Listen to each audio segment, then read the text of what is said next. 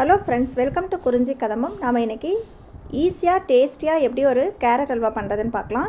இதுக்கு normal carrot எடுத்திருக்கேன். அதில் கீழ் பக்கத்தையும் மேலேயும் லைட்டாக கட் பண்ணிவிட்டு தோல் சீவி வச்சுக்கோங்க. கேரட் துருவுறதில் இந்த மாதிரி துருவிக்கலாம். நல்லா துருவி சின்ன சைஸ்லையோ இல்லை பெரிய சைஸில் எதுனாலும் துருவிக்கலாம்.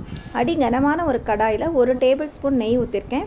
அதில் 10 முந்திரி பருப்பை உடச்சி சேர்த்துட்டு நல்லா கோல்டன் ப்ரௌன் ஆகிற வரைக்கும் வறுத்து முந்திரி பருப்பு மட்டும் தனியாக எடுத்துருங்க.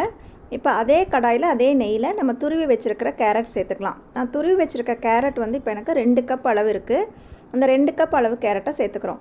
சேர்த்து நல்லா பச்சை வாடை போகிற அளவுக்கு அப்பப்போ பெரட்டி விட்டு வதக்கிக்கோங்க. கேரட் நல்லா வதங்கிரும், நெய்யும் அதோட கலந்துரும்.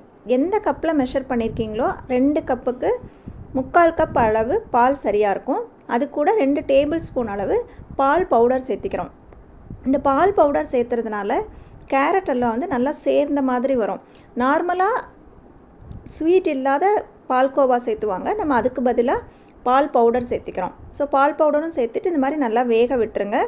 கேரட்டை நசுங்குற அளவுக்கு நல்லா வேகணும். இதுக்கிடையில் ஒரு 1/4 டீஸ்பூன் அளவு வாசத்துக்காக நம்ம ஏலக்காய் தூள் சேர்த்துக்கிறோம். நல்லா வெந்து வரணும். இதை மூடி போட்டு வேக வச்சிடலாம். ஸோ இப்போ பாருங்கள், தண்ணியெல்லாம் சுண்டி வத்திருச்சு, ஆல்மோஸ்ட் நல்லா வெந்துருச்சு. இந்த டைமில் நம்ம சர்க்கரை சேர்த்துக்க போகிறோம்.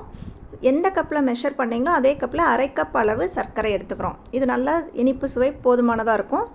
இன்னும் ரொம்ப தூக்கலாக வேணும்னா இன்னும் 1 டேபிள் ஸ்பூன் கூட அதிகமாக சேர்த்துக்கோங்க. ஸோ சர்க்கரை சேர்க்கும் பொழுது தண்ணி விடும். பார்த்து நல்லா கிளறிட்டு சிம்லேயே வச்சு அப்பப்போ கிளறிக்கிட்டே இருங்க. தண்ணி நல்லா வற்றணும். இப்போ ஆல்மோஸ்ட் தண்ணி எல்லாமே வற்றிருச்சு, ட்ரை ஆயிடுச்சு. இந்த டைமில் நம்ம இன்னொரு டேபிள் ஸ்பூன் அளவு நெய் சேர்த்துக்கலாம். டோட்டலாக 2 டேபிள் ஸ்பூன் நெய், 2 கப் துருவின கேரட்டுக்கு, அதான் கணக்கு. ஸோ இந்த நெய்யும் சேர்த்து ஒரு பிரட்டிட்டு நம்ம வறுத்து வச்சுருக்கிற முந்திரியும் சேர்த்தோன்னா சூப்பரான டேஸ்டியான கேரட் அல்வா தயார். இப்போ சீசனில் இருக்கிற டெல்லி கேரட்டில் கூட நீங்கள் இதே மாதிரி செய்யலாம்.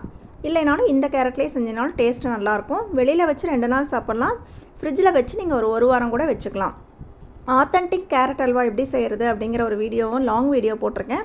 நீங்கள் அதையும் செக் பண்ணி பாருங்கள். லிங்க் டிஸ்கிரிப்ஷனில் கொடுக்குறேன். தேங்க்யூ.